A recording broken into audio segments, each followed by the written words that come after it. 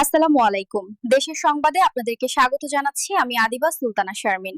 শুরুতেই জানিয়ে দিচ্ছি শিরোনামগুলো। বিদ্যমান কাঠামোয় নির্বাচন হলে আরেকটি ফ্যাসিবাদ জন্মের শঙ্কায় জামাত। মনোনয়ন বাণিজ্য টিকিয়ে রাখতে পিআর এর বিপক্ষে যাওয়ার অভিযোগ।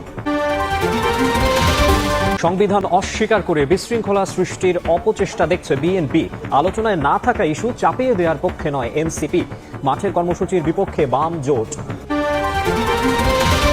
ছুটির দিনে ডাকসু নির্বাচনের জমজমাট প্রচার। জুমার নামাজের পর প্রার্থীদের জনসংযোগ, আবাসিক হলগুলোতে শিক্ষার্থীদের লিফলেট বিতরণ ও ভোট প্রার্থনা।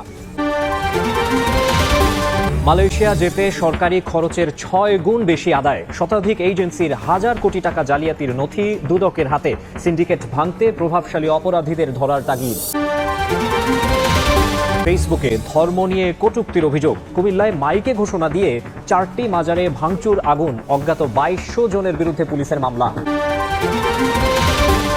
উজানের ঢলে রংপুরে দ্বিতীয় তিস্তা সেতুরক্ষা বাঁধে ভাঙন। নদী গর্ভে বিলীন 30 মিটার অংশ। শেরপুরে পাহাড়ি ঢলের পানিতে ডুবে নিখোঁজ যুবকের মরদেহ উদ্ধার। এবং ভারতে ভোট চোরদের সুরক্ষা দিচ্ছে ইসি। অভিযোগ রাহুলের, বললেন গণতন্ত্র বাঁচাবে জেন জি, পরিবারতন্ত্রের বিপক্ষে রায় দেবে তরুণরা। পাল্টা মন্তব্য বিজেপির। পিআর ছাড়া নির্বাচন হলে দেশে আরেকটি ফ্যাসিবাদের জন্ম হবে বলে শঙ্কা জানিয়েছেন জামায়াতে ইসলামের নেতারা। মনোনয়ন বাণিজ্য টিকিয়ে রাখতেই আনুপাতিক পদ্ধতির বিরোধিতা করা হচ্ছে বলেও অভিযোগ তাদের। হুঁশিয়ারি দিয়ে বলেন, পেশি শক্তির প্রভাব খাটিয়ে ক্ষমতা কুক্ষিগত করার দিন শেষ। 5 দফা দাবিতে বিভাগীয় শহরে জামায়াতের বিক্ষোভ সমাবেশে নেতারা বলেন, সুষ্ঠু নির্বাচনের স্বার্থে পিআর পদ্ধতির বিকল্প নেই।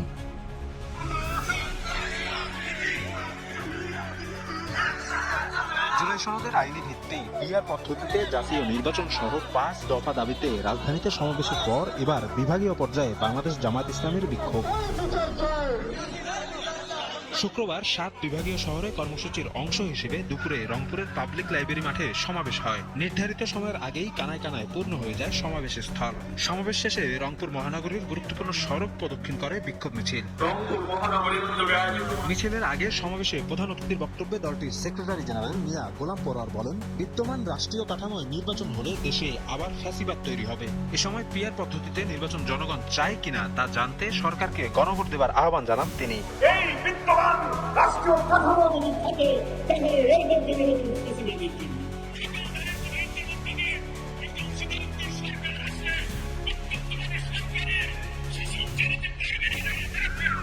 গোলাম পরোয়ার বলেন, একটি পক্ষ সরকারকে চাপ প্রয়োগ করে প্রভাবিত করার চেষ্টা করছে, রাজনৈতিক আধিপত্য সৃষ্টি করে আর কেউ ক্ষমতা কুক্ষিগত করতে পারবে না বলেও হুঁশিয়ারি দেন তিনি।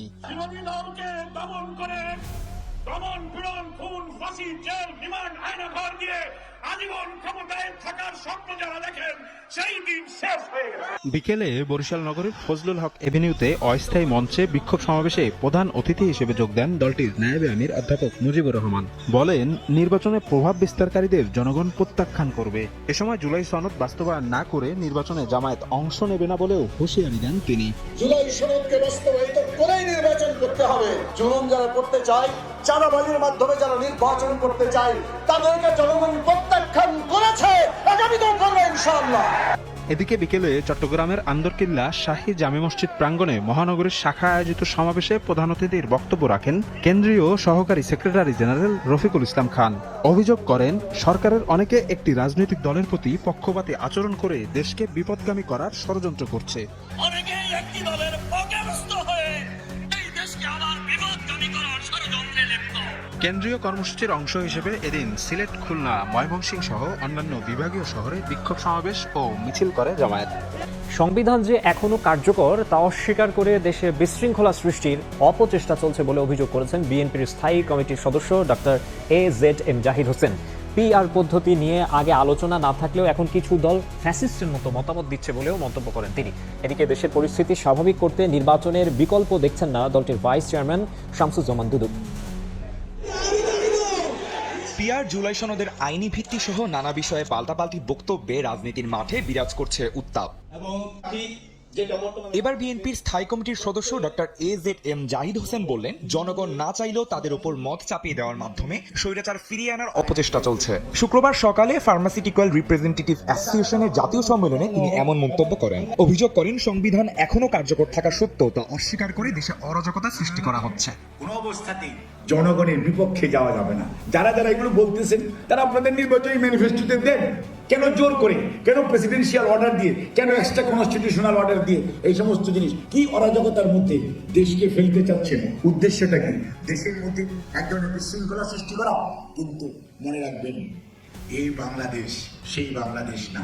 এদিকে দেশের পরিস্থিতি স্বাভাবিক করতে নির্বাচনের বিকল্প দেখছেন না বিএনপির ভাইস চেয়ারম্যান শামসুজ্জামান দুদু। শুক্রবার সকালে জাতীয় প্রেস ক্লাবের সামনে বাংলাদেশ নাগরিক অধিকার আন্দোলন আয়োজিত প্রতীকী যুব সমাবেশে তিনি অভিযোগ করেন, ভারতে বসে পতিত আওয়ামী লীগ নির্বাচন বানচালের ষড়যন্ত্র করছে। বিএনপি মনে করে নির্বাচনের পরিবেশ যতভাবে সুষ্ঠু আছে, যেই মাত্র দেশকে নির্বাচনের রাস্তায় নামানো যাবে সেই মাত্র বাংলাদেশের স্বাভাবিক অবস্থা শুরু হবে এবং নির্বাচনের মধ্য দিয়ে বাংলাদেশের নাগরিককে তার রাজত্ব ফিরিয়ে দেওয়া, মানে ভোটাধিকার ফিরিয়ে দেওয়া, তার অধিকার ফিরিয়ে দেওয়া, এটা সম্ভব হবে।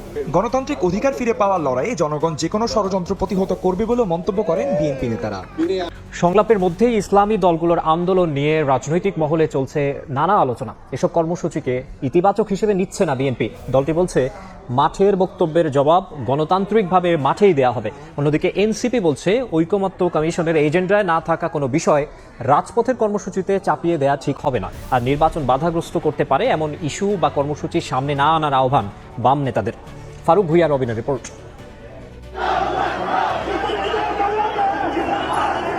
সংস্কার ইস্যুতে রাজনৈতিক দলগুলোর সঙ্গে জাতীয় ঐকমত্য কমিশনের ধারাবাহিক আলোচনার মধ্যেই রাজপথের কর্মসূচিতে জামায়াত ইসলামী আন্দোলন সহ ধর্মভিত্তিক কয়েকটি দল প্রায় অভিন্ন দাবিতে আনুষ্ঠানিক ঘোষণা দিয়ে বৃহস্পতিবার থেকে মাঠে নামে দলগুলো।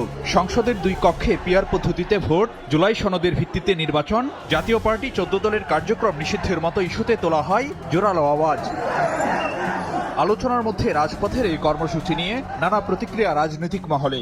এটিকে অহেতুক চাপ সৃষ্টির চেষ্টা হিসেবে দেখছে বিএনপি। তবে মাঠের বক্তব্যের জবাব পাঠিয়ে দিতে চায় দলটি। ঐকমত্য কমিশনের আলোচনার সূচিতে নিয়েছি, সে বিষয়ে ঐকমত্য কমিশনের আওতাভুক্ত কোনো বিষয়ে আমি কথা বলতে পারি, কিন্তু এই বিষয়ে কথা বলতে পারি না। তবে রাজনৈতিক বক্তব্য হিসেবে কোনো দল মাঠে যদি সেই দাবি উত্থাপন করে, আমরাও গণতান্ত্রিক প্রক্রিয়ায় তার বিপক্ষে আমাদের যা বক্তব্য আছে সেটা আমরা রাজনৈতিক মাঠে ময়দানে দেব। আর এনসিপি বলছে, সংসদের নিম্নকক্ষে পিআর পদ্ধতিতে নির্বাচনের বিষয়টি ছিল না ঐকমত্য কমিশনের এজেন্ডায়। আলোচনায় না থাকা বিষয় রাজপথে কর্মসূচি দিয়ে চাপিয়ে দেওয়া ঠিক হবে না। পুরো সংসদ নির্বাচনটাই পিআরের ভিত্তিতে হোক, আমরা এটার সাথেও একমত না, কারণ এটা এই মুহূর্তে বাংলাদেশের বাস্তবতা না এবং জনগণেরও এটা প্রস্তুতি নাই। ফলে হুট করে এটা চাপিয়ে দেওয়াটা ঠিক হবে না। এদিকে নতুন নতুন ইস্যু বা কর্মসূচি যেন নির্বাচনকে শঙ্কায় না ফেলে সে সতর্কবার্তা বাম নেতাদের। এই আলোচনা রাজপথে থাকতে পারে, টেবিলে থাকতে পারে, আগামীতে ম্যান্ডেট চাওয়ার জন্য থাকতে পারে, কিন্তু নির্বাচনকে বাধাগ্রস্ত করার জন্য যাতে এই ইস্যু ব্যবহৃত না হয় এই ব্যাপারে আমাদের সবাইকে সতর্ক থাকতে হবে। নতুন নতুন প্রশ্ন হাজির করে যদি এই নির্বাচনকে প্রশ্নবিদ্ধ করা হয় বা কালক্ষেপণ করা হয়, সেটা হবে আমাদের জন্য সংকট। বিশ্লেষকরা মনে করেন, ধর্মভিত্তিক দলগুলোর মাঠের এই কর্মসূচি নিজেদের রাজনৈতিক শক্তির জানান দেওয়ার কৌশল। তাদের দিক থেকে